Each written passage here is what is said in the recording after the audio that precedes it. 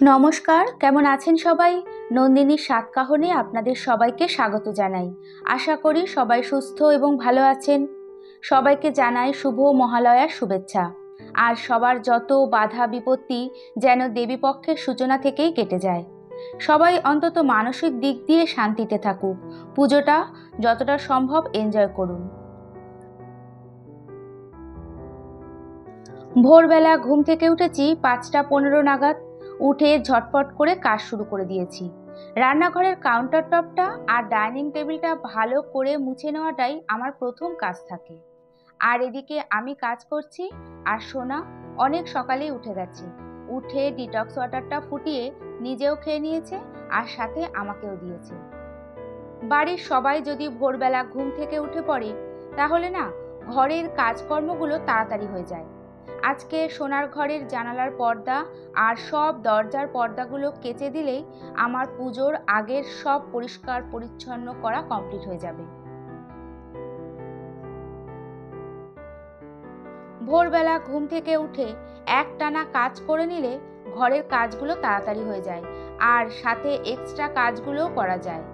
সকালের দিকে আমার এনার্জি লেভেলটা না খুব হাই থাকে আর যত বেলা বাড়ে এনার্জি লেভেলটা ডাউন হতে থাকে। তাই আমি আগের দিন রাতেই নেক্সট দিন কি কি কাজ করব সেই প্ল্যানটা করে নিই আর সেই মতো ঘুম থেকে ওঠার প্ল্যানটা করে নিই। কি কি কাজ করব যদি একটু প্ল্যান করে রাখা যায় তাহলে তাড়াতাড়ি কাজগুলো গুছিয়ে নেওয়া যায় আর সব তো সম্ভব হয় না, যতটা করা যায়। এই তো এখন সোনাকে ব্রেকফাস্টটা দিয়ে দিচ্ছি। একাই নিয়ে নিতে পারে, মাঝে মাঝে একা নিয়েও নেয়, আবার মাঝে মাঝে দিতে হয়। ওই মুডের ওপর একটু আবদার আর কি। আমার মতো আমার সোনাও সকালটা শুরু করে একটু হালকা কিছু প্রোটিনযুক্ত হেলদি খাবার দিয়ে। সত্যি কথা বলতে আমাকে সকালে হেলদি খাবারের অভ্যাসটা ওই করিয়েছে। এখনকার যারা ইয়াং জেনারেশন তারা অনেক কিছু জানে বোঝে আর যে কোনো ভালো অভ্যাস তারা নিজেরাও করে আর সাথে বাবা মাকেও গাইড করে। যাই হোক, এতে আমার উপকারী হয়েছে। এখন ওয়াশিং মেশিনে সব কিছু কাচতে দিয়ে আমিও ব্রেকফাস্টটা করে নিয়েছি আর সোনার ঘরটা গুছিয়ে নেওয়ার সাথে সাথে সব ঘরগুলো ক্লিন করে নিয়েছি। পর্দাগুলো সব ছাদে মেলে দিয়ে এসেছি আর এখন ঘরগুলো ভালো করে ঝাড় দিয়ে ঘরগুলো সব মুছে নিচ্ছি। ঘর ভালো করে ঝাড় দিয়ে যদি সাথে সাথে মুছে নেওয়া যায় তাহলে মোছাটা বেশ তাড়াতাড়িও হয়ে যায় আর খুব পরিষ্কার থাকে ঘর। তবে আমার 3টে ঘর, রান্নাঘর, ডাইনিং, ব্যালকনি আর বাইরের করিডোর সব মুছতে বেশ অনেকটা সময় লেগে যায়। এখন কিন্তু খুব একটা বেশি বেলা হয়নি, ওই 8টা মতো বাজে। এর মধ্যে কিন্তু অনেকটা কাজ এগিয়ে নিতে পেরেছি। চেষ্টা করি সকালের দিকে কোনোভাবে ফোনটা না দেখতে। একটু সময় দেখার নাম করে বোঝাই যায় না যে কখন অনেকটা সময় পার হয়ে যায়। কাজবাজ কমপ্লিট করে সবার মতো আমিও ফোনে কিছু না কিছু দেখি আর ফোন নিয়েই তো আমার সবসময় কাজ, ফোন তো ধরতেই হবে। এই তো ঘর মুছে চেয়ারগুলো জায়গা মতো রেখে দিয়েছি। এখন আমার ঘর কিন্তু বলতে গেলে পুরো গোছানো পরিপাটি। এখন যদি হঠাৎ করে কেউ চলেও আসে অপ্রস্তুতে পড়তে হবে না। আর এদিকে রান্নার কিছুটা জোগাড় করে নিয়েছি। এখন ভাত আর মাছের ঝোলটা আগে রান্না করে নেব। খুব টাটকা জ্যান্ত রুই মাছ সিম্পলভাবেই জিরে বাটা দিয়ে রান্না করব আর যত হালকা খাওয়া যায় স্বাস্থ্যের পক্ষে ততটাই ভালো। সোনা কলেজে যাবে আর স্নান খাওয়া দাওয়া করে ও রেডি হয়ে নিয়েছে। যাওয়ার আগে ঝটপট করে মৌসুম্বি লেবুর রসগুলো করে দিচ্ছি, তাহলেও খেয়ে যাবে। কি বলুন তো, এখন তাড়াহুড়োর মধ্যে না কেটে পিস পিস করে দিলে খাবে না, আর এখন রস না করে দিলে তাহলে আজকে আর সারাদিন ফলই খাওয়া হবে না। এই তো ওদিকে ও রেডি হয়ে রসটা খেতে থাকুক আর আমি ব্রেডগুলো টোস্ট করে নিচ্ছি টিফিনের জন্য। আর আজকে হাজবেন্ডও সকালবেলা ব্রেড টোস্টই খাবে, তাই একসাথেই করে গরম গরম দিয়ে দেব। আজকে তো মহালয়া, আমাদের ফ্ল্যাটের ছাদে আবার সবাই মিলে পিকনিক করব। সেরকম কিছুই না, ওই সবাই মিলে একটু খাওয়া দাওয়া, গল্প করা। নিজের মনটাকে ভালো রাখতে গেলে, টেনশন ফ্রি থাকতে গেলে মাঝে মাঝে একটু ঘুরতে যাওয়া, সবার সাথে গল্প করা, এগুলো খুব প্রয়োজন। বর্তমানে সবাই ছোট ফ্যামিলিতে থাকে, আর এই ব্যস্ততম জীবনে সবাই যে যার মতো কাজে ব্যস্ত। তার মধ্যেও সময় করে সবার সাথে মেলামেশা করা খুব প্রয়োজন।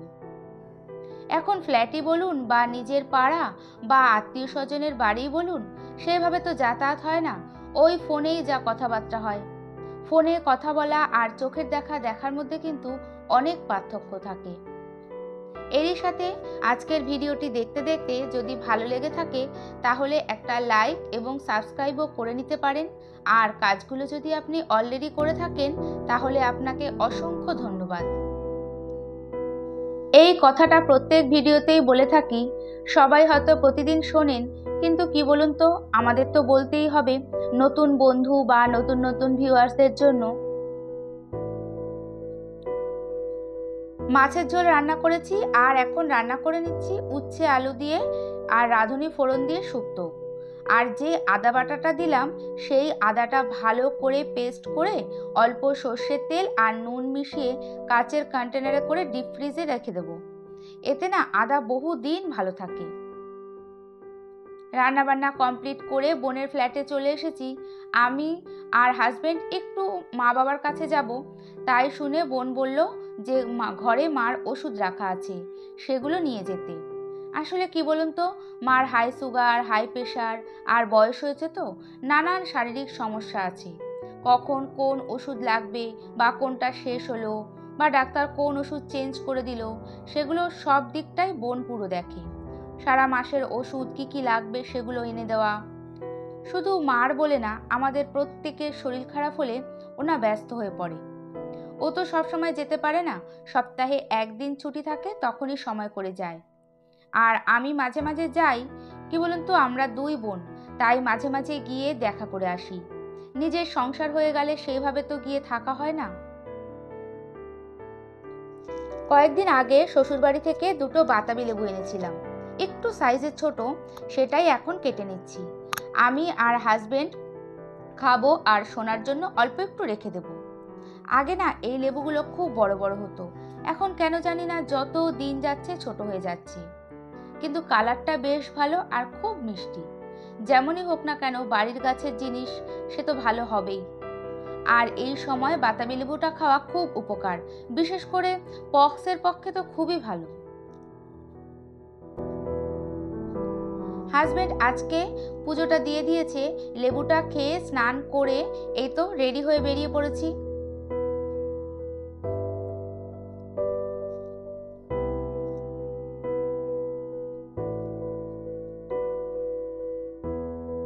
আগে যেতে প্রায় 30 মিনিটের বেশি সময় লাগতো, এখন এই ফ্লাইওভারটা হওয়াতে আর রাস্তাটা আরো উন্নত করাতে যেতে 15 থেকে 18 মিনিট লাগে।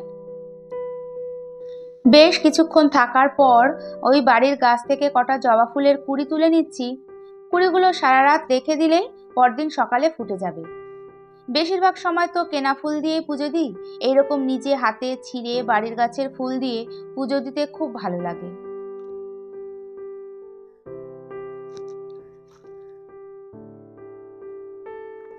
মা বারবার জোর করছিল যে থাকার জন্য, কিন্তু থাকা হলো না। আজকে রাতে মহালয়ার পিকনিক আছে, আর তার জোগাড় করতে হবে। তারপর আর একটু সময় থাকার পর ওই দুপুর 1টা নাগাদ বেরিয়ে পড়েছি।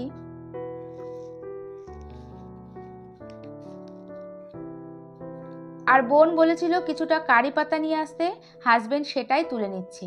বাড়িতে না অনেক কারি পাতা গাছ আছে, এত বড় বড় হয়ে যায় যে মাঝে মাঝে ডাল কেটে ফেলতে হয়। বাড়ি থেকে ফেরার পথে কিছুটা যাবার পর হঠাৎ বৃষ্টি নামে। আমি এমনি একটা চায়ের দোকানে দাঁড়াই, আর হাজবেন্ড ওই লাইফ লাইনের সামনে গাড়ি রেখে দাঁড়ায়। তারপরে আবার ছাতা নিয়ে আমাকে নিতে আসে। এরপর লাইফ লাইনে বেশ অনেকটা সময় দাঁড়িয়ে থাকার পর একটু বেলা করেই বাড়িতে আসি।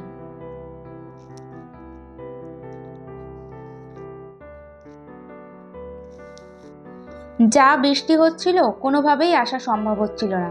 রেনকোট নিয়ে যাইনি, তখন আকাশের অবস্থা ভালোই ছিল, শুধু ছাতা নিয়ে গেছিলাম এবং ছাতাটাও বড়। তারপরে অনেকক্ষণ ওখানে দাঁড়িয়েছিলাম। বাড়িতে এসে সারাটা দুপুর রেস্ট নিয়ে তারপরে দেখা হচ্ছে এই যে রাত্রিবেলা। আমাদের ফ্ল্যাটের ছাদে পিকনিকের আয়োজন করা সব কমপ্লিট। এক একজনকে এক একটা কাজ ভাগ করে দেওয়া হয়েছিল, তাই ঝটপট করে কাজগুলো হয়ে গেছে। আমার দায়িত্ব পড়েছিল সব মাটনগুলো ভালো করে ধুয়ে রাখার, আর রান্নাবান্না খেতে দেওয়া সব দায়িত্ব ছিল ছেলেদের। আমরা মহিলারা বাচ্চারা যারা ছিল সবাই শুধু বসে বসে গল্প করেছি, আর গল্প করতে করতে এটা ওটা খাওয়া দাওয়া, যেমন চিংড়ির চপ, কোল্ড ড্রিঙ্কস, এর সমস্তই হয়েছে। এরই সাথে রাত্রিবেলা ছাদ থেকে আমাদের স্টেশনের ভিউটাও আপনাদের সাথে শেয়ার করলাম। রাত্রিবেলা কিন্তু দারুণ লাগে, আর দীপাবলিতে চারিদিকটা এত আলোকিত হয়ে যায় যে দেখলে না মনটা পুরো ভরে যায়। ছাদে প্রচন্ড হাওয়া থাকে, কিন্তু আজকে না পুরো গুমোট ধরা ছিল, একটু হাওয়া ছিল না, প্রচন্ড গরমও লেগেছে। সবার খাওয়া দাওয়ার পর ঘরে আসতে আসতে অনেকটাই রাত হয়ে গেছে। এরই সাথে আবারও দেখা হবে এই আশা নিয়ে আজকে ভিডিওটি এখানেই শেষ করছি। আর এতক্ষণ আমার সাথে থাকার জন্য অনেক ধন্যবাদ।